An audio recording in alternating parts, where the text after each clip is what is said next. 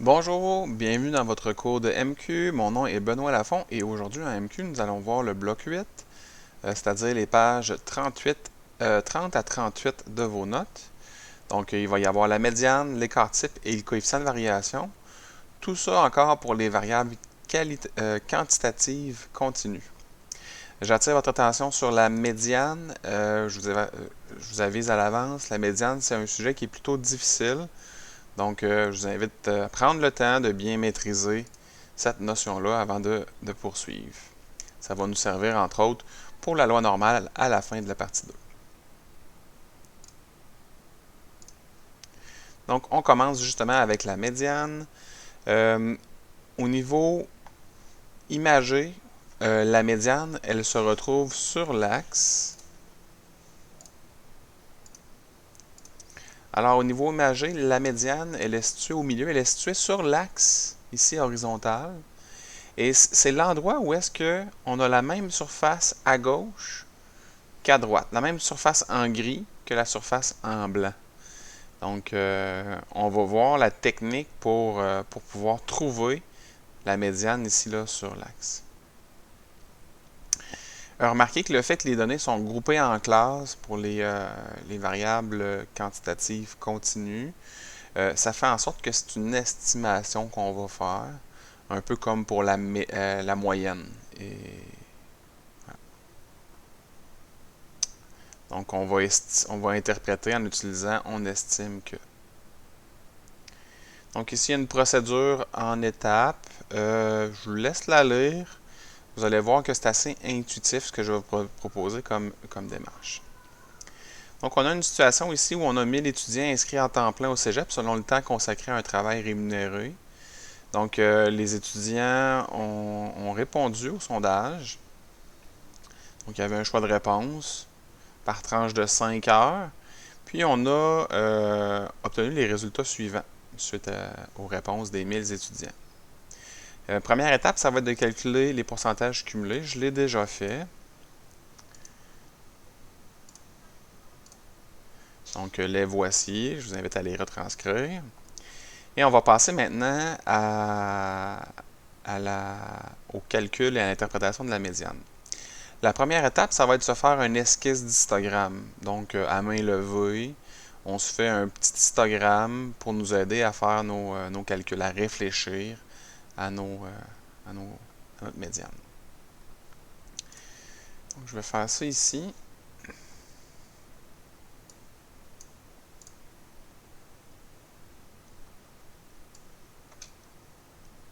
Donc, je fais mon axe horizontal.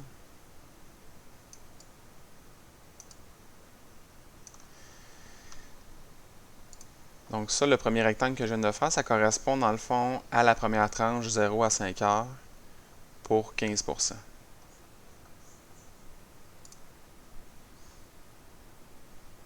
Je vais aller voir les autres pourcents.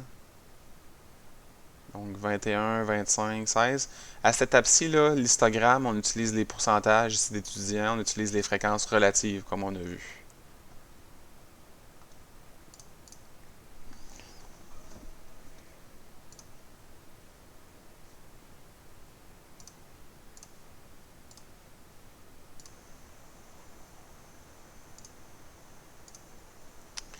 Donc je vous ai sauvé un peu de temps, j'ai mis une pause le temps que je fasse mon histogramme. N'hésitez pas à faire une pause dans la vidéo pour compléter votre propre histogramme. Donc, prochaine étape, ça va être d'aller identifier à quel endroit où est-ce qu'on atteint 50%. Donc, lorsque j'additionne les deux premiers pourcentages, j'obtiens 36%. Puis là, si j'additionne le troisième pourcentage, donc 36 plus 25, ça donne 61, on dépasse les 50%. Donc, notre 50%, lui, il va être atteint à quelque part entre le 10 et le 15, dans ce rectangle-là. Donc ça, je vais l'identifier. Je vais le mettre en noir. Je disais donc 36. Il me manque 14. C'est plus que la moitié. C'est assez proche quand même.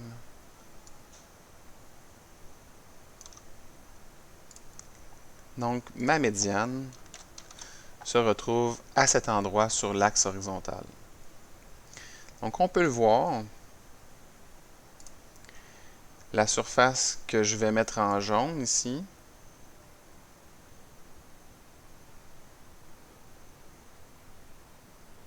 c'est 50%.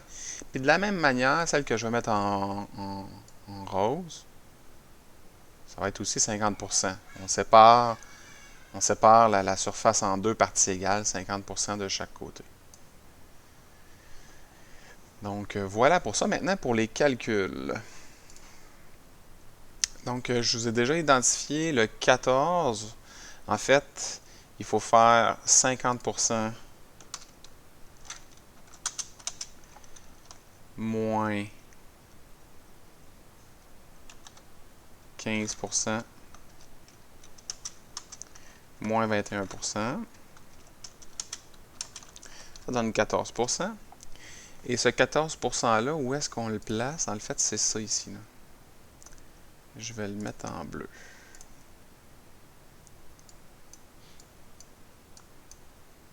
Donc, la surface que j'assure ici en bleu, c'est notre 14%.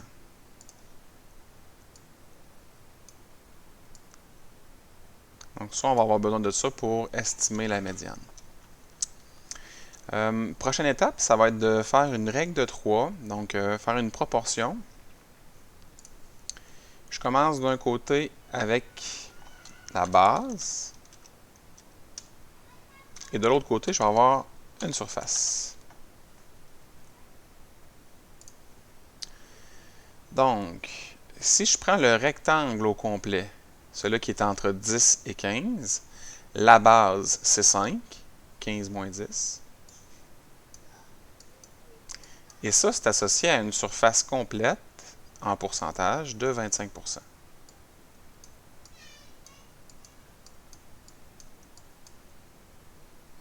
Mais moi, ce n'est pas le 5 au complet que je vais avoir, c'est la petite portion qu'il y a ici, entre le 10 et la médiane.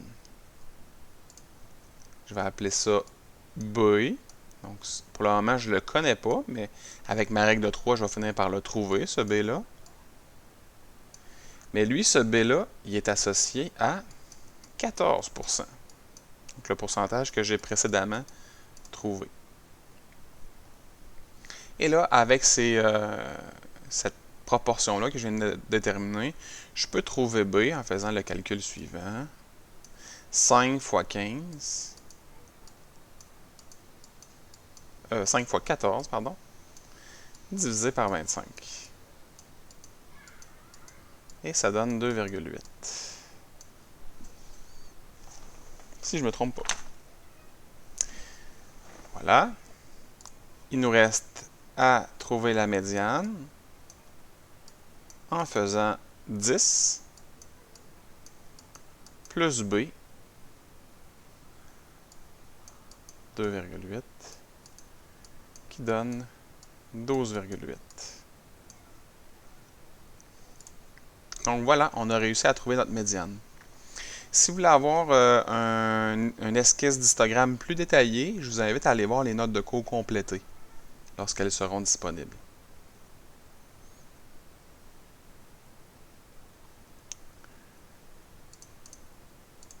OK. Donc, pour ce qui est de l'interprétation, on y va avec on estime que au début parce qu'on avait des classes. 50%, c'est la médiane. Des 1000 étudiants inscrits à temps plein du cégep de l'échantillon ont consacré au plus 12,8 heures à un travail rémunéré par semaine. Donc voilà, c'est ce qu'il y en est pour la médiane. Ce qu'on va réutiliser surtout, là, c'est le système de proportion qu'on retrouve là-dedans. On va réutiliser pour la loi normale. Un autre exemple, donc on a ici 8 326 089 Québécois qui ont été répartis selon leur âge. Donc on retrouve ici les pourcentages cumulés. Tout ça va bien nous aider. Donc on va faire nos calculs. Encore une fois, ici, je vais arrêter les vidéos le temps de faire mon esquisse d'histogramme Question de vous sauver un peu de temps.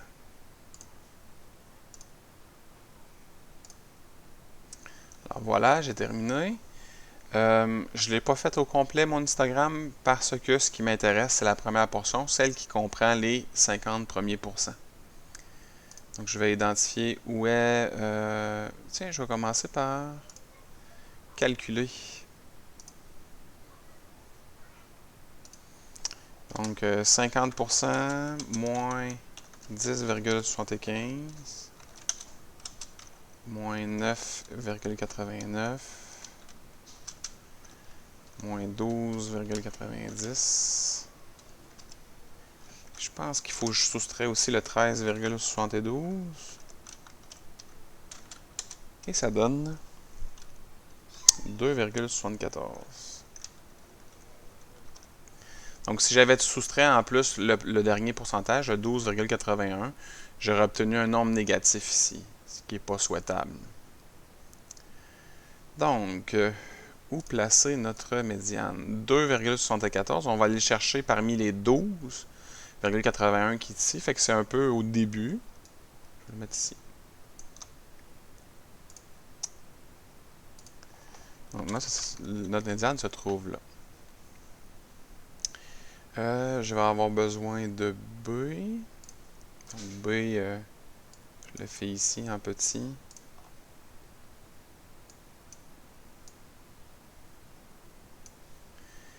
Je vais avoir besoin de comparer base et surface.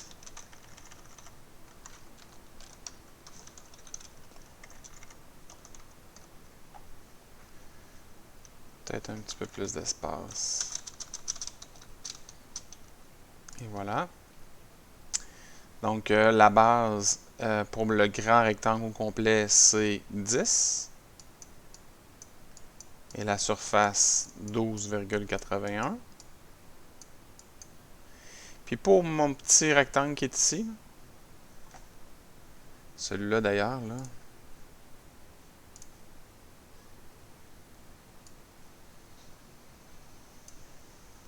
c'est celui-là qui contient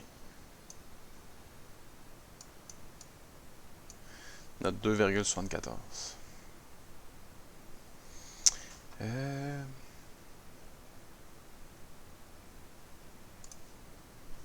le faire en noir. B. 2,74. Je fais ma règle de 3.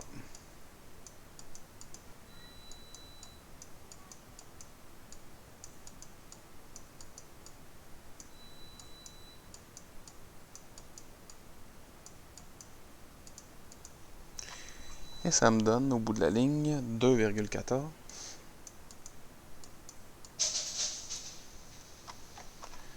Et on se retrouve avec une médiane qui est égale à 40 plus 2,14. 42,14.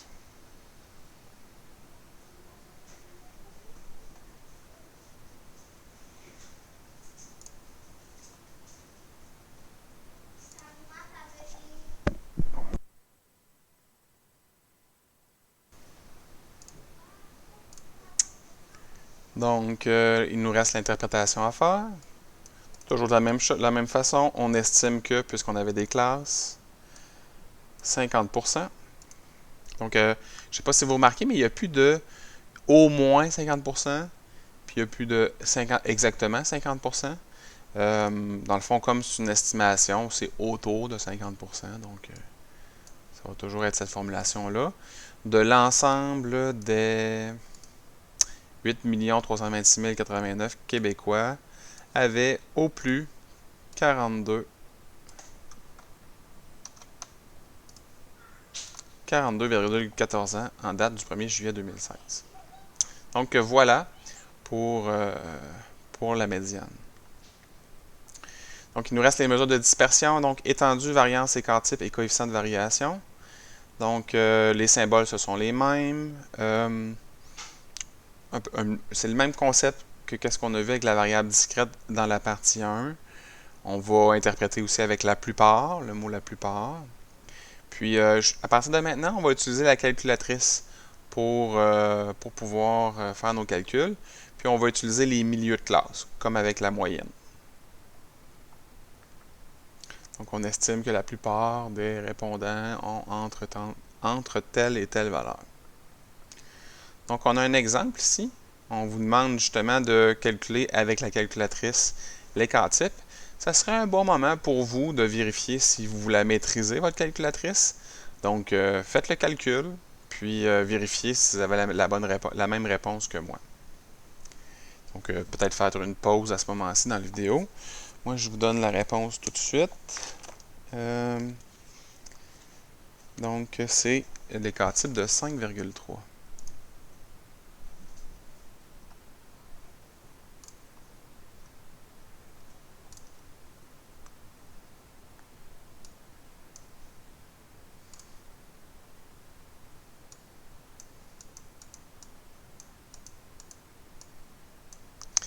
La moyenne aussi, on va en avoir de besoin pour interpréter 30,80. 30,8, tiens. Ah, c'est 5,35. Et il va falloir calculer moyenne moins écart-type, moyenne plus écart-type.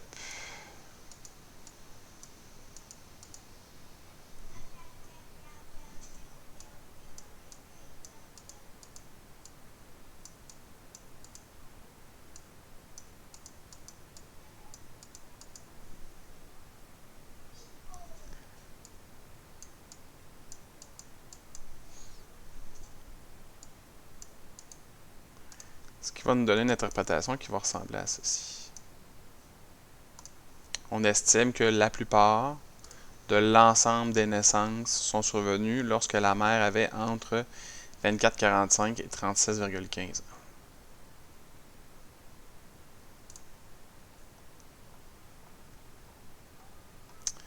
Un autre exemple ici, donc je vous donne les réponses. La moyenne c'était de 57,69 et l'écart-type de 15,73. Je vous épargne les calculs ici. Je pense qu'on a assez fait. Vous en avez assez fait.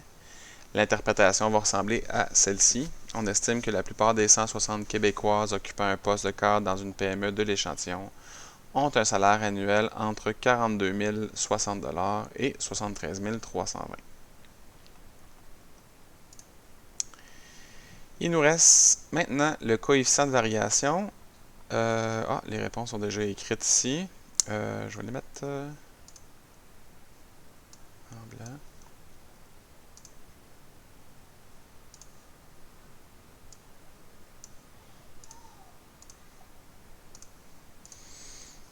Donc, on veut comparer Sidney Crosby avec Alex Ovechkin par rapport à leur saison de hockey. On part de 2013-2014, on se rend jusqu'en 2017-2018. On se rend compte que Sidney Crosby a plus de points qu'Alex Ovechkin. Par contre, l'écart type de Sidney est plus grand, donc on pourrait s'attendre peut-être à une moins grande constance, donc ça varie plus du côté de Crosby par rapport à Ovechkin. Donc, pour vérifier, pour pouvoir comparer ces deux séries-là, ces deux joueurs-là, ce qu'on va faire, c'est qu'on va calculer le coefficient de variation. Donc, coefficient de variation, écart type divisé par moyenne fois 100%. Ça permet de vérifier l'homogénéité, souvenez-vous. Donc, si je le fais pour Sidney Crosby, ça me donne 9,10 de coefficient de variation. Puis pour Alex Ovechkin, 9,56. Donc, plus le pourcentage est bas, plus les données sont homogènes. Plus le pourcentage est haut, plus les données sont dispersées. Donc, il y a une différence entre les deux. La différence, elle n'est pas grande, par contre. Donc, on peut dire, après avoir calculé le coefficient de variation, que Sidney Crosby, en fait, est plus constant que Alex Ovechkin.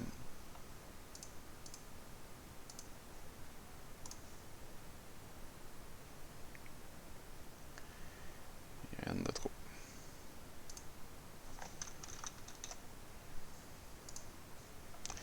Donc voilà, ça complète la vidéo du bloc 8.